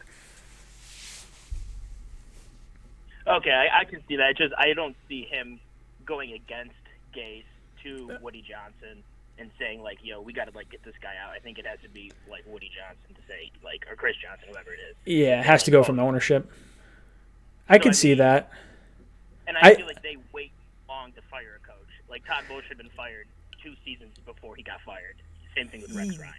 Yeah, you're probably right in hindsight. There is something to be said for allowing a coach the time to develop a team and build the roster the way they want. And I would rather err on the side of keeping a coach a little too long than maybe getting rid of him too soon, because I think you're less likely to attract really good head coaching candidates if they see like, oh, 2 years, this guy's out, 2 years, this guy's out. It's like, well, why would I want to go to the Jets for 2 years if they're like a 4-year rebuild? Now, with Rex, I believe he got 6 years or 5 years, and I think it was 5 years and 5 years, maybe the last two head coaches we've had. And that's fine. I believe the 5-year head coaches makes a lot of sense. I would fire Gase at the end of this year if the offense doesn't improve. We don't see we're going to have more excuses built in too, because we have a shortened season or no training camp. Now all of a sudden Sam doesn't get more reps in the offseason. And now is that another excuse for Adam Gase? I want to go full on offense in this draft. We've already done it in free agency. Let's give Adam Gase no excuses to like have a poor performance. So if they have a top 15 offense, do you think he stays? Yes, absolutely. If the Jets have a top 15 offense, I would see, like, I don't mind losing some points on the defensive side. Like, if we were a top 10 defense, if we could be, say, like the 15th defense overall, but we could be the top 15 offense, I would do that. I would trade the 5 slots for the improved offense. I would even go back a little further, because we saw the Chiefs get in. They had a terrible defense, and they got into the Super Bowl and wound up winning the Super Bowl. So, like, there's a lot of improvement that needs to happen on the offensive side of the ball. If we're a top 15 unit, Adam Gase deserves to have his head coaching job back for the following year. And I think the schedule we're going against this year will tell us a lot more about Adam Gase than the schedule we went against last year. Because if you look at it, what was it? The Bengals, the Redskins, the Giants, the Dolphins twice. That's 5 games against the top 4 worst teams, or top 5 worst teams in the league outside of Detroit. And I mean, it's just sort of, I don't know. You played a cupcake schedule last year, and then you played the Steelers with a third-string quarterback, and you played the Bills with the backups. So we really should be 5-11. That's kind of what I'm like. We played well enough to be 5-11. You could argue the Bills game should have been a win, so maybe you say 6-10. That's my thoughts. Yeah, I agree. And one more question before I let you go. Sure. Do you think if Darnold plays well, he gets extended next off season, or do you think they wait a couple more seasons, like maybe after his 4th year? I think they'd wait. I would say after their 4th year, when he's going on to that 5th year option, they'll extend him, and it'll be a huge contract. It'll be like $200 million or something silly like that. I definitely see him being re-signed, because I believe in Sam. I really do. There's not too many quarterbacks that the Jets have had over the last 20 years that I can look at and be like, that guy's really good. Like Pennington, I liked, and I thought we could win with Pennington, but he doesn't have that same wow factor that Sam does. And I feel like Sam is just a different type of athlete. Thank you so much for calling in, and I look forward to talking to you in the future. All right. Who donated? Detonator 10, thank you so much for the $2 donation. Yo, what's up, man? Let's go Jets. Appreciate the $2 donation, as always. Guys, if you've not answered the question in the Discord, link is in the description down below. Question of the day is, what school did Blair Thomas play for in college? Answer that question over on the Jets Discord for a chance to win a hat, shirt, or a mug. I'm going to raffle that off at the end of the stream. Stream's ending at 10 o'clock tonight. We also have our Talking Jets panel tomorrow, so if you guys want to get into that tomorrow, you should definitely tune in. Lots of conversation going on, lots more call-in questions and things that you kind of get all 4 of our opinions on. Eddie says, hey, how long will you be married when you decide to reach down between... Okay, I got to read this out loud. I stopped reading it because I was a little concerned. Finish reading it.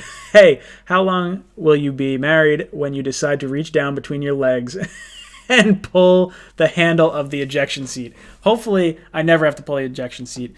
Luckily, I've been with Becca a very long time, so I think we've probably ironed out any sort of weird things that might potentially pop up. But hopefully, I don't have to hit the ejector seat on that. Maybe I'll put her in the ejector seat. I'll just launch her out. Sorry, babe. Love you. All right. I'm going to answer this call. Call from Swift. Swift, what's up, dude? Thank you so much for calling in. I'm going to put you on hold for just a second, so just hang tight. Someone donated I believe that's €5. Yeah. James Swift. Oh, wait, is that you? Did you donate the $5? That wasn't me, fellas. That wasn't you. Okay, it was another Swift. Sorry. Do you think Doxson could step up in Quincy's place? Really can't see Quincy playing again. Be interesting to see a better or worse comparison. I could do better for better or worse on Doxson or Quincy. I didn't really think to do that, but I could definitely do that. I don't see Quincy ever playing again. Do I believe Doxson could step into that role? Maybe. I think him and Smith are probably going to battle it out for that 4th or 5th wide receiver slot. I like Vincent Smith a lot.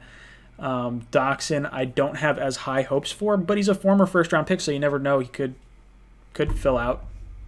All right, that was my answer to that. What's on your mind, brother? Hey, I listened to your podcast last week. You guys did a great job. I just wanted to give you your flowers on that. No, thank you very much. I appreciate that. Wonderful. This is actually only my second time listening to the podcast, so I think you guys are doing a real good job. Oh, thank you. Very much appreciate it. I've thought about doing this in like actual podcast form and releasing it on like Spotify and Apple, podcasts and whatnot, and I just haven't really figured out how to do it or how I want to do it. But I like the video format of it. The video format's fun. No, I do appreciate it because I do listen to a lot of podcasts, but the YouTube is always good. It's easy to navigate. I like that part. Yeah, for sure. What's on your mind? 2 quick questions. Sure. First quick question is, I know that when transferring from college to the pros, wide receiver is usually a hard position to learn. Yep. Which wide receivers do you think are the most pro ready? Could you give me like maybe 3 or 4? So most pro ready, that's tough. When I think pro ready, I think of like really crisp route running. So I would say Jerry Jeudy.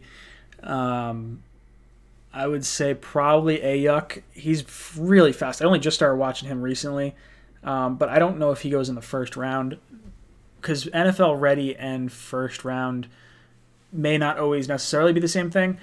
I think Lamb is probably ready to play, and Ruggs is just so fast. I think you could benefit from him. Like I think those 3, and probably Ayuk would be like the maybe Rhaegar.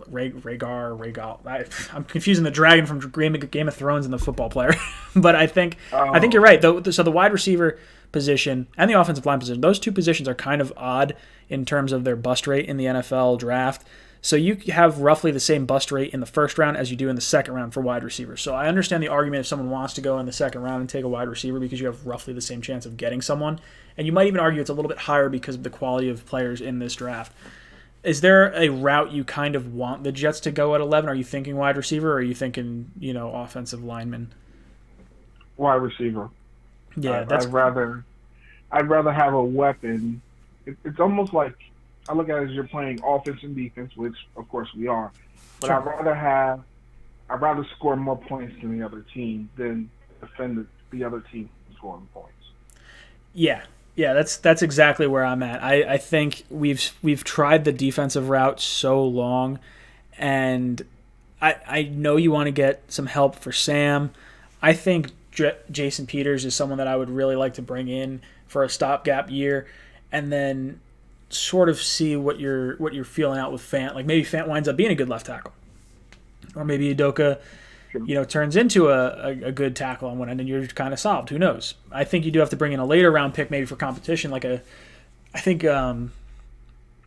the hell's the guy's name? Nang. I think he's from TCU. He is a good tackle. He's someone that maybe in the 3rd round, if he's there, I would go for him. Yeah, I don't know. Receiver's just where I'd like to go. I think CeeDee Lamb is just such a special player. It'd be a mistake to just let him fall past you and then take like the 4th best tackle. Correct. Now, I may get killed in the comments and I might get killed on Twitter for this, but I have to ask. I read an article this past week, and I'm wondering if he gets his act together. Only if his head straight, because I think he's partly crazy.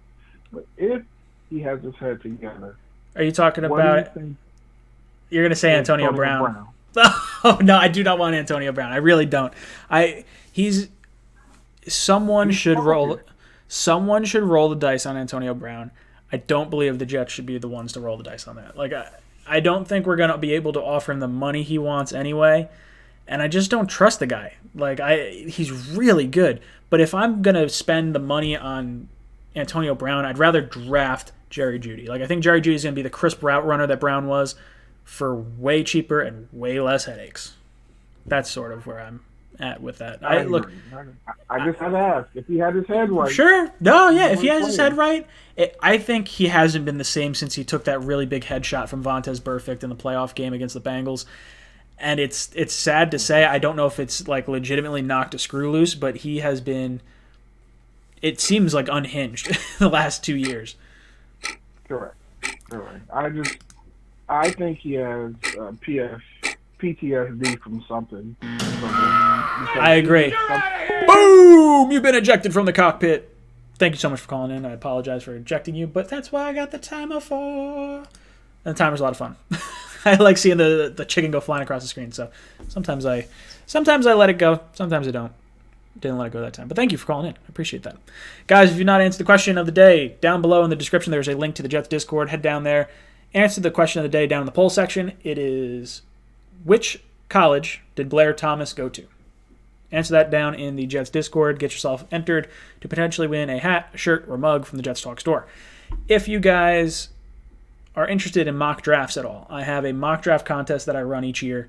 It's down in the description below. It's totally free. This year we're going to give away prizes for first, second, and third. So if you guys want to join that, it's totally free. You can enter as many times as you want. They kind of make it idiot-proof. Like, they give you a list of the best players, and you just sort of pick them. Like, even if you don't know if they're very good, just rattle off names, because you get points for if a player is just taken in the first round. Like, if I like CeeDee Lamb and I've had the Jets taking CeeDee Lamb, but CeeDee Lamb goes at number 12 instead of number 11, I still get points for guessing that CeeDee Lamb would go in the first round. So it's interesting. The scoring format's pretty cool. Go check it out. From Grandpa Mark. Oh boy, Grandpa Mark. I've been waiting for this call all weekend. Ever since, I want to say, when did I make that video? Friday or Saturday?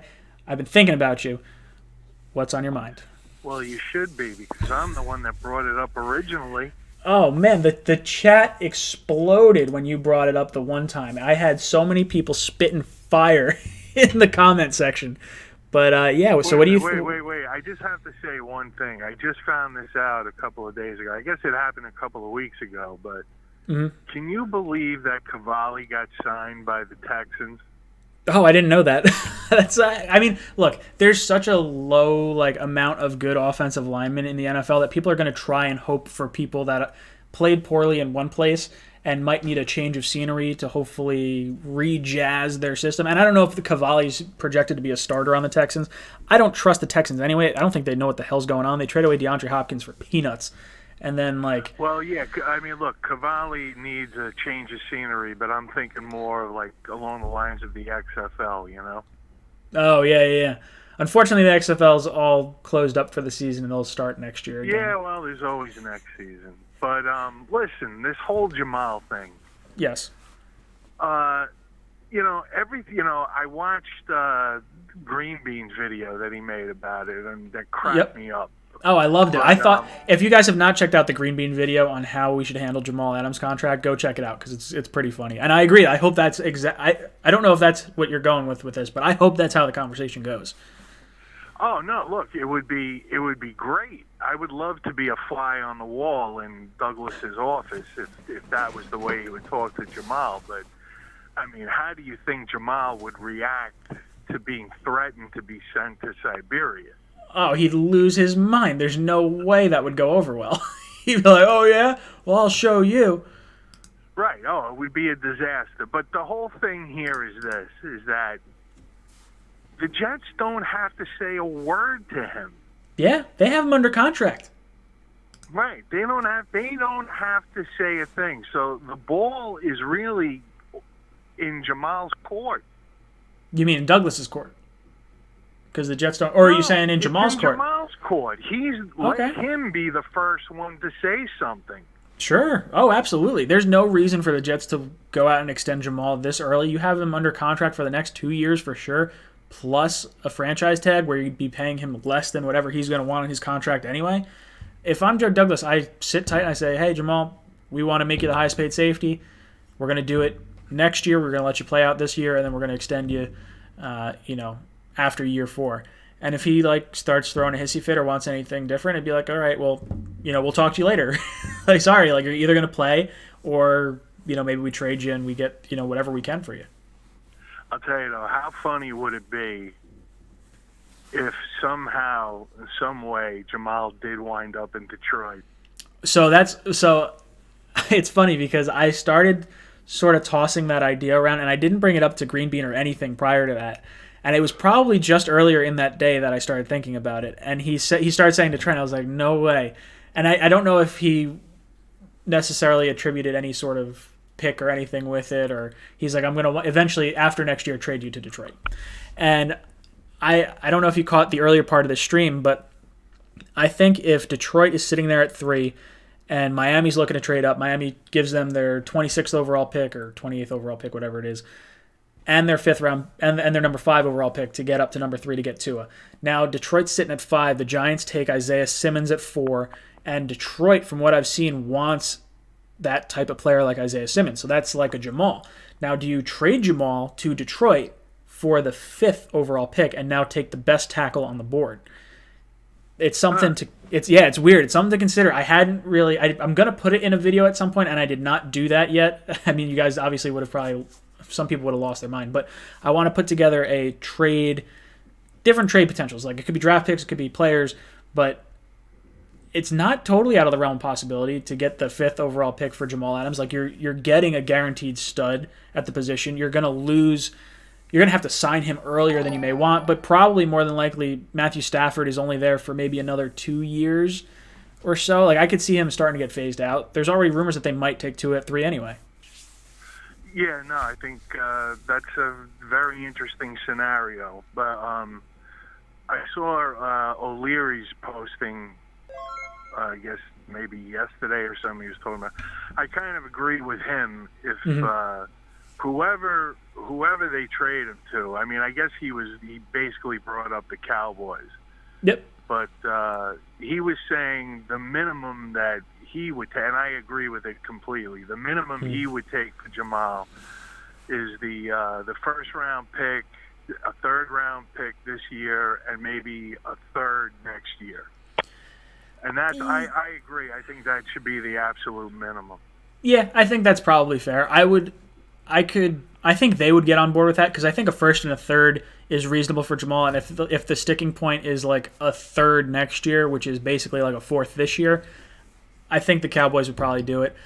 I would do it for that, but I think there's also a situation where, and I don't know if the Cowboys want to do it now that Frederick's retired, but I would go after Tyron Smith and the number 17 pick, because if you get Tyron Smith, you have your left tackle, you take CeeDee Lamb at 11, and then you take the best, or whatever receiver you want at 11, and then you take the top cornerback or edge rusher at 16, or not 16, 17, I'm sorry.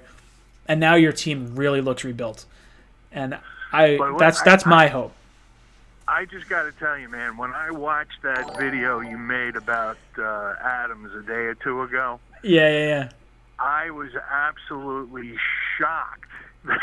that I like that video, man. So my initial reaction at the trade deadline, and my first mock that I had probably around November, was us trading Jamal. That was the initial thought. I said we would get somewhere around the 25th pick, when I was assuming Dallas was going to make the playoffs. And then over the course of the season, I wasn't wearing my Jamal jersey. I waited into the offseason, and I was like, you know what? I'm probably being a little immature about this. Let's take a step back. Douglas says we want to make him a Jet for life. I'm like, okay, cool. Jamal's saying the right things. He played hard. I thought Jamal was not going to play another game for the Jets after he had those injuries, and he wound up coming back, I believe, in the Steeler game. I think it was the Steelers and Bills he played in the last 2 games. And I gave him credit for playing in games and risking his health when he didn't necessarily need to at that point. Like, if he had to shut it down, he's like, hey, look, I can't play the rest of the season. They would have shut him down. The season was lost anyway. I think I give him props for that. But, man, I don't know. He's really kind of jerked me around a lot, and I don't buy that he wants to be here. Well, look, before I go, I just want to say, since I brought that up on your show, I guess, what was that, about a month and a half ago or whatever? Probably. Close to it, yeah. it seems as though a lot of the Jets fans in that amount of time since then, a lot of people are starting to come off the fence and coming on the side of, hey, maybe trading him is the smart thing to do. Well, that's just it. You start to see what Douglas is doing with the moves that he's making. He's not signing the big offensive players. He's not signing huge contracts. And then you look at Jamal Adams and you see, like, okay, Jamal is basically like a Bose sound system in a 92 Honda. Like, you need to upgrade the car before you put in the really nice sound system. And yes, the sound system is nice. You're going to enjoy it while it's here, but let's upgrade a little bit. Let's get a car from this decade, this century even. Like, right. Trading away Jamal. Finally, just wanted to congratulate you on going over 7,000. That's a terrific accomplishment. You're doing a great job, buddy. Thank you very much. Yeah, it meant a lot to hit that 7,000 number. I'm hoping I have this, like, fingers crossed. I don't know if you saw the post, but I have 10,000. If I get to 10,000 before May 29th, then I can wear the pilot hat on our wedding night. Not during ceremony, unfortunately, but wedding night. And I'll make sure I snap a picture like it from the room. Well, when you if say I hit you're it. gonna wear, when you say you're gonna wear a wedding night, we're talking about you're gonna take a selfie with you in bed wearing it, right? I could do it in bed. Maybe I'll have it at the reception. Who knows? But I will absolutely have it on for sure if I can get to 10,000 by May 29th. So if you guys have friends that want to subscribe to the channel or should subscribe to the channel, definitely reach out to them because I would love to hit 10,000 subscribers anyway. And, let's add a little bit of a fun bet to it as well with the hat. All right, buddy. Listen, you and your bride-to-be and the rest of your family, stay safe. Stay away from this virus nonsense, and I will speak to you next week. Awesome. Thank you so much, Grandpa Mark, and I look forward to talking to you next week. You stay safe as well. Call from Pete from Long Island. What's up, dude? Welcome to the cockpit.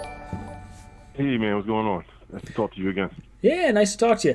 Guys, before I get to your question, make sure you answer the question of the day down in the poll section or the Jets Discord section in the description down below.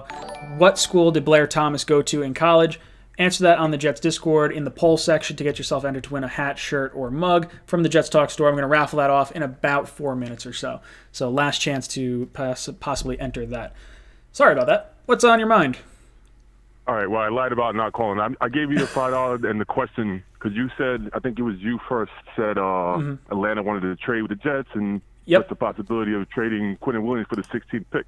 Yep, so that's what I meant to do. I saw that. It's all hypothetical, so people in your comments saying, we don't know what the Jets are going to do. It's all hypothetical, so let's just, spitball. So to what you're saying, if we were to trade Quentin Williams for the 16th pick, why not double down on two of the top 3 or 4 wide receivers? Because we don't have to get everything all in 1 year. Yeah, but I think you want to get the tackle. Like, I think tackle is important because unless they really believe Fant is the left tackle of the future, if you're in position to take one, I think you should. Now, maybe you roll the dice on, like, Trent Williams and you believe in Trent Williams' health, but even with us not being able to test players' physicals and things like that, I don't know how realistic it is that happens. But if you can give up a third for Trent Williams, if he is going to be the Pro Bowl left tackle that he has been in the past, you're going to have to pay him a little bit more money. But say you get him for a third-round pick, you trade away Quentin Williams and you get now CeeDee Lamb at 11 or Jerry Jeudy at 11, and then at 16, I don't think I would double dip at receiver there. I'd probably take a cornerback or an edge rusher and then double dip at wide receiver either in the second round or the third round. And that's where we could get a tackle in the second round. Fant supposedly is supposed to be like kind of jumbo package. They already have him like penciled in. He's going to be just an extra blocker. So it doesn't have to be an elite left tackle. It just had to be someone good enough to have help, which would be all right. Now, if you have protection now for Sam Darnold and I forgot who we got for the year, Perriman or something like that. Yep. Just for a year. But now you have 2 number ones for the next 10 years. Well, I think you definitely next year if we have to, and move the guy that we get in the second round to the right tackle. You definitely have to get 2 wide receivers in this draft. I think it's too big of an area of need for the New York Jets, and I think it's too deep, and you have too many picks in the top 3 rounds that you should double dip. Like, it should be ideally for me if I could get a top left tackle at 11. The receiver I want at 48, third round pick turns into either an edge rusher or cornerback, whichever one Greg Williams wants more. Still out there for a third round, possibly. So if you don't get the tackle at 11, then Trent Williams becomes a real possibility. I believe Jason Peters becomes a real possibility. Those would be the two players. I would prefer the Peters route. I think it's safer. He's been a better tackle in recent years, and he's missed similar games outside of the year missed from Trent Williams. But I think it opens the door for a Trent Williams trade if the tackles are in fact gone at 11 and we take a receiver. We might wait to pull the trigger on Trent Williams until we see who's in the second round. But I think that's possibly, a little bit more. Yeah, I'm not saying I would do it, but sure, spitballing and stuff like that, Now, the other thing that's a bit on my mind is, when Gase does certain stuff, you hear he's fighting with Jamal Adams or throwing, what's his name? I'm having such a brain fart. Quincy Enunwa. There's the player that got hurt. Osemele. Yep. And now he's off the team, beefing with him. And I used to scream, at my phone, stop screwing up my team. Yep. That's what I want to yell to every person out there mentioning getting rid of Jamal Adams. You do not do that. You do not do that. He is not just a regular safety. He's the best safety in the league. All right? Now, he's not getting $20 million, but you don't trade away the best player at his position at 20. What is he, 25, 26? What is He's it? 24. How young is he? He's 24. So 24. you got him for some time. Don't get rid of him. You got him. You have to get a king's ransom for him because you have him under contract for 2 years. Plus you got the franchise tag. So you got him for 3 years. You really you got him by the balls. Commenting or having their opinions have ever been official at something. When you're I'm good at fighting. When in high school I was beating the shit out of everybody, and I would talk a whole bunch of stuff. You know what I mean? I'm going to talk that stuff. Now that doesn't mean that I'm all about myself or whatever. It's just, no, I know what I can do. Don't mess with me. He knows he's the best. And it's not like he's just all about himself, because when he's on the sideline and his players make a good tackle, he runs over to them and bigs them up. He just has mad energy. He's a boss. He's going to walk around like a boss. He's going to talk his stuff. Now, the stuff that he's doing in social media, that's just the game, man. He wants to get his numbers up. He's going to be happy with whatever we give him because we're getting him and we're keeping him. He's not going anywhere. I hope we pay him. He's publicly said he's not. I hope we pay him. He's just not. Yeah, I hope we pay him the top safety contract. I hope it winds up being $16 million. I'd go up to maybe $17 million a year. I don't think he's really earned that money even. If you look at the production that we've gotten from him, we're not going to see a good enough return on the field. We'll see it in the locker room. We'll see it in the culture and ticket sales and things like that. The Johnsons want him back because he's money jersey wise. He's money ticket sales wise. He's a good leader. All these different things are true. He has amazing effort on the field. He wants to die on the field. He says he wants to die on the field. With C.J. Mosley back there. When C.J. Mosley gets back, Yeah. I can imagine the two of them running around with their heads on fire all over the place, bigging everybody else up. Oh, absolutely. I mean, you do not get rid of that guy at all. See, my issue with what I see is going to happen, I think he might have a foot out the door and he wants to necessarily be in Dallas, and I think what's going to happen is the Jets are going to offer him $16 or $17 million a year, make him the highest paid safety contract, and he's going to say, I'm more than just a safety, I deserve top defensive player money. He's going to ask for 18 to 20 million. Jets aren't going to budge the same way they didn't budge with Robbie Anderson, the same way they didn't budge with Jordan Jenkins and all these other players that got 1-year deals. And I think Jamal is going to wind up getting forced out because of his demands, and then he's going to sign for a cheaper deal, maybe with the Cowboys, no state income tax, and that'll be the reason, and he'll play the victim card of, oh, well, I didn't want to be traded, but he would have, in fact, forced his way out. I personally think he wants his money. He's going to go with who's going to give him his money. Sure, now, absolutely. He doesn't have to be loyal to the Jets. Sorry, guys. He's not a diehard Jets fan like us. And if we were in that position, I don't give a fuck. If excuse my language, if the Patriots said, Pete, we're going to give you $10 million to go run routes, I'm going to pay for the Patriots, and I hate them. But I'm going to get my money. So let the guy get his money from us, stay with us, and put that same fire he always has, keep it with us. He'll do it with Dallas. He'll do it at Detroit if they send him there. He's going to get his money wherever he's going to get his money from. He's going to play hard for whoever wants him. If we want him, if we value him, we give him the money. We keep him here with us.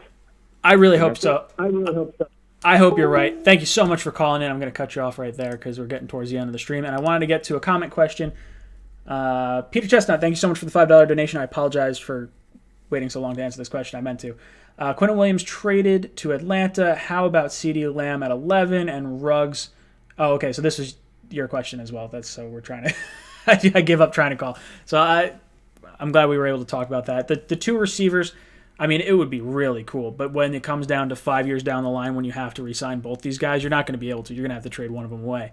So I would prefer different positions here. I would probably prefer, a stud wide receiver and a tackle would be my option. So we'll see. We don't know. All right, guys. So down in the description, there was a link to the Jets Discord.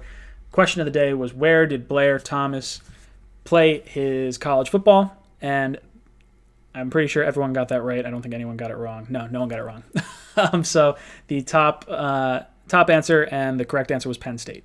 Penn State was where Blair Thomas played his college football. You guys in the chat, give me 3 numbers under 10.